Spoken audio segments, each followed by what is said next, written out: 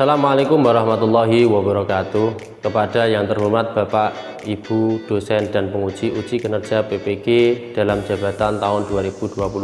Perkenalkan, nama saya Ahmad Faris Iskandar dengan NIM 25581300647. Saya mengajar di MTS Negeri 1 Pati, Jawa Tengah, jurusan Pendidikan Agama Islam IAIN Wali Songo Semarang. Saya adalah mahasiswa PPG dalam jabatan BID 1 tahun 2025 asal LPTK IAIN Curup. Pada hari ini saya akan melaksanakan praktek pembelajaran dalam rangka penilaian uji kinerja dengan menggunakan model pembelajaran project based learning pada materi ketentuan makanan dan minuman halal haram kelas 8. Terima kasih dan semoga bermanfaat. Wassalamualaikum warahmatullahi wabarakatuh.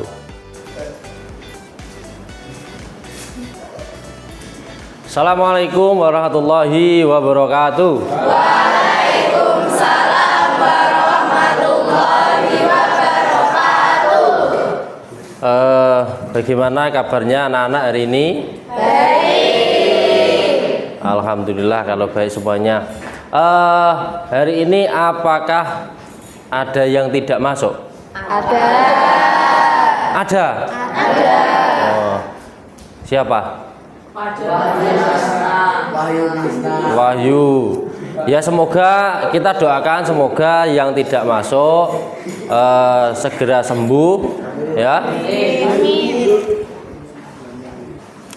Oke, sebelum kita awali pembelajaran pada pagi hari ini, mari kita sama-sama berdoa terlebih dahulu. Semoga apa yang kita pelajari hari ini bermanfaat untuk kita semuanya dan kita mendapatkan keberkahan. Untuk ketua kelas, silahkan memimpin berdoa. Bismillahirrahmanirrahim.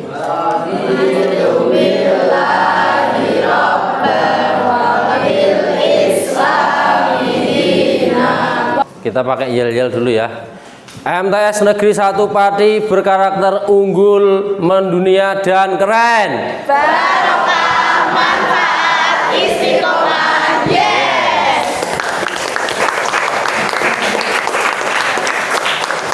Oke, kita lanjut. Kita nyanyi lagu syukur, semuanya harap berdiri.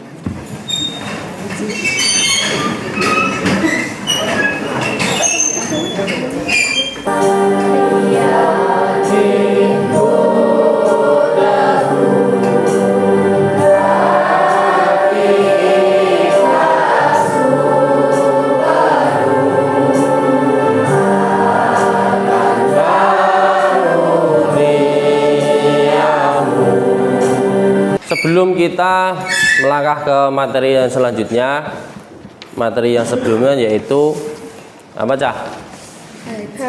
Ketentuan haji dan umroh. Sedikit flashback ke belakang. Kemarin haji dan umroh itu kan ada persamaan dan ada perbedaan. Nah, ada yang tahu perbedaan antara haji dan umroh? Perbedaan waktu. Waktunya, betul. Niat.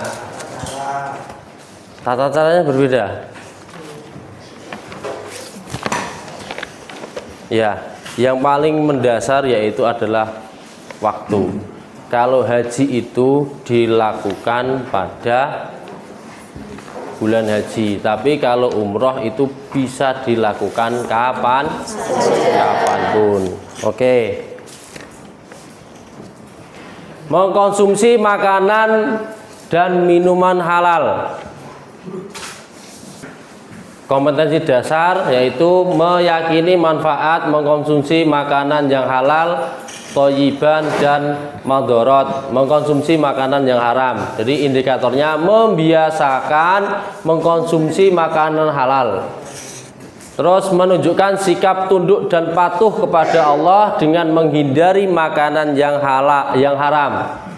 Tujuan dari pembelajaran yaitu memahami ketentuan halal haramnya makanan dan minuman serta binatang yang haram dikonsumsi agar selektif memilih makanan di era global dan terbiasa mengkonsumsi makanan yang halal dan baik, karena sekarang banyak sekali makanan-makanan, terutama makanan cepat saji, dan itu harus dihindari karena bisa merusak tubuh.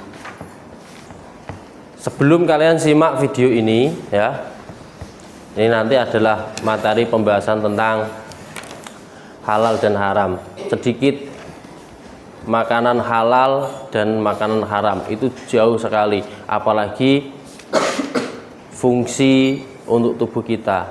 Ketika kita makan makanan yang halal berarti itu menyehatkan. Ketika kita makan makanan yang haram berarti tidak bagus untuk tubuh. Sekarang banyak terjadi fenomena anak kecil sudah sakit. Itu gara-gara salah satunya itu tidak memakan makanan yang thayyib. Paham ya? Oke, baik. Silakan disimak.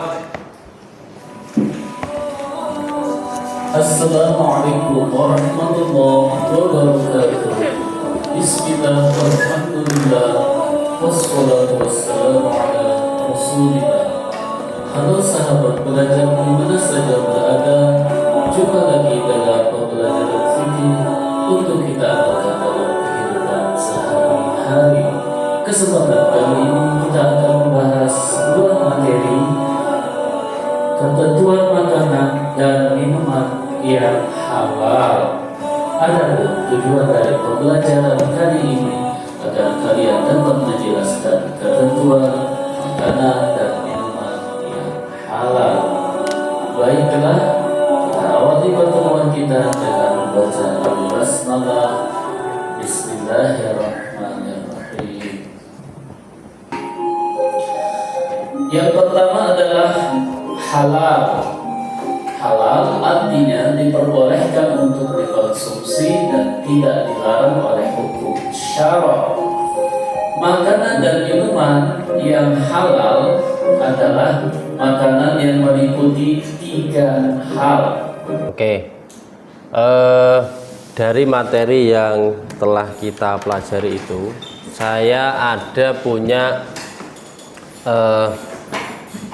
contoh kasus ya, contoh kasus ini disimak baik-baik, ini nanti sebagai bahan untuk diskusi kalian, paham ya?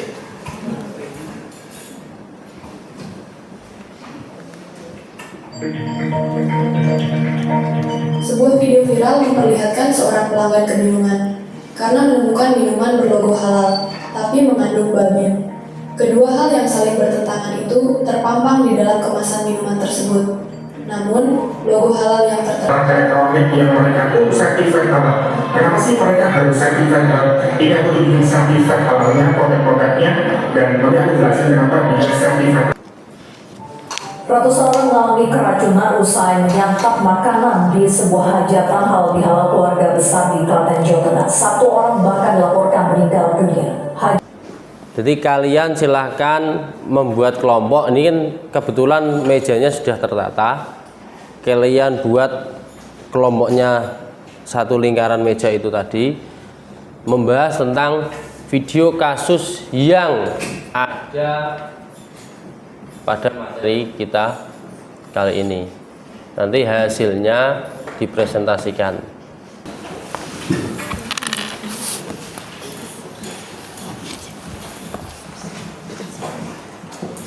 Waktunya 10 menit ya, maksimal.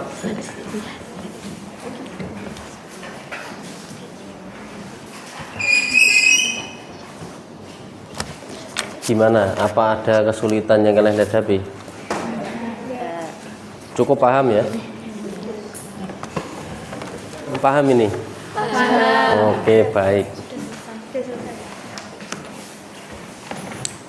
Sudah sampai mana? Ayo. Ini sudah sampai mana? Sudah selesai? Udah? Oke.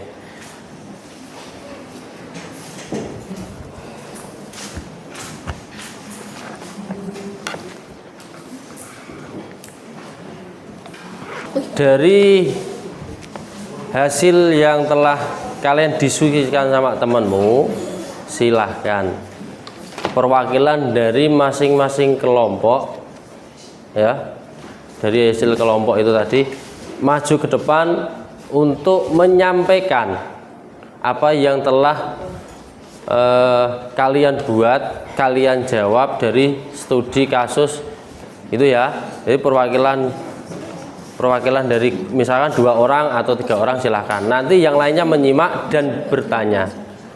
Gitu ya. Oke. Terus gini. Di sini kan ada 4 kelompok. Nah, nanti silahkan kalian beri penilaian sama kelompok yang maju. Nanti hasilnya dikumpulkan sama saya. Oke, silahkan dimulai dari kelompok yang pertama. Assalamualaikum warahmatullahi wabarakatuh. Waalaikumsalam warahmatullahi wabarakatuh. Kami dari kelompok 1 akan mempresentasikan hasil diskusi kami tentang studi kasus yang tadi. Yang pertama, jawabannya adalah haram karena jelas-jelas sudah terkandung bahan haram di dalamnya dan logo halal tersebut bisa saja disalahgunakan oleh pabriknya ataupun ada kesalahan saat pengecekan bahan produk. 2. Dalam Islam, makanan harus halal dan thayyib atau baik dan tidak membahayakan. Jika makanan membahayakan kesehatan atau nyawa, maka tidak termasuk thayyib dan menjadi haram. Produk tersebut haram meskipun ada logo halal. Logo halal bisa saja didapatkan secara tidak sah atau terjadi kelalaian dalam pengawasan. Jawaban untuk kasus yang kedua adalah hukumnya haram karena dicampur dengan bahan haram atau zat yang haram. Jika barang halal dicampur dengan barang haram akan menjadikan haram hukumnya. Dari kelompok 2 tadi sudah mempresentasikan karyanya. Silahkan dari kelompok yang lain kalau ada yang mau bertanya sama kelompok 2 silahkan.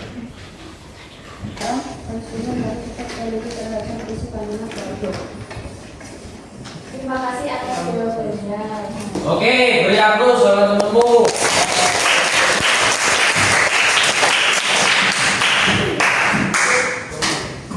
Terus ada yang mau bertanya yang lain? Oke, Adit. Bagaimana hukum makanan yang mengandung bahan yang haram seperti babi namun bisa menimbulkan orang yang sakit? Tetap haram karena zatnya sudah haram. Oke, beri aplaus.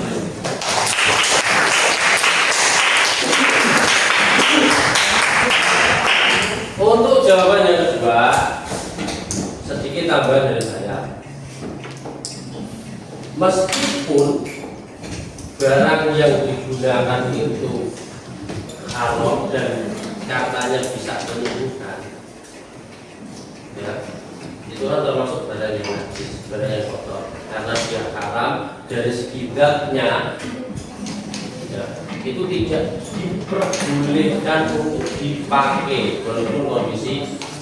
Saya simak tadi dari jawaban-jawaban dari kalian itu sudah, saya kira sudah cukup paham. Dari video yang pertama tadi itu menerangkan atau menjelaskan bahwa walaupun di situ ada logo halal, ya, ada logo halal, tapi ada unsur yang haram. Berarti apa? Tetap dihukumi haram. Ketika ada tempat yang digunakan untuk menyimpan, untuk menggoreng, ya, atau untuk dibuat minuman, di situ ada campuran barang haramnya, itu tetap dihukumi haram. Oke, untuk bahan evaluasi mandiri kalian, Pak Waris ada tugas, nanti silahkan kalian mengerjakan di link yang sudah saya kirimkan, ya, di WA. Nanti minggu depan ketika kita ketemu silahkan dikumpulkan. Itu ya, ini linknya ada di sini, nanti saya kirim di WA. setelah kalian tadi dari hasil per kelompok ya, per kelompok tadi kan saya suruh untuk menilai. Nah, silahkan hasil penilaian dari kelompok 1 sampai kelompok 4 diserahkan, dikumpulkan sama saya. Silahkan dikumpulkan cepat.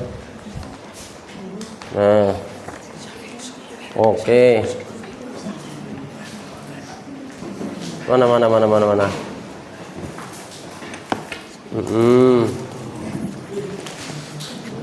Mungkin ada pertanyaan? Tidak ada. Apakah pembelajaran pada pagi hari ini menyenangkan? Untuk materi yang untuk pertemuan yang selanjutnya kita adakan ulangan harian. Ya, kita ulangan harian. Untuk pertemuan pada pagi hari ini kita cukupkan sekian dan terima kasih. Semoga pada pagi hari ini apa yang kita pelajari bisa bermanfaat untuk kalian semuanya, terutama untuk diri saya sendiri, ya, menjadi berkah untuk kita semuanya. Mari kita tutup pembelajaran pada pagi hari ini dengan bacaan hamdalah bersama.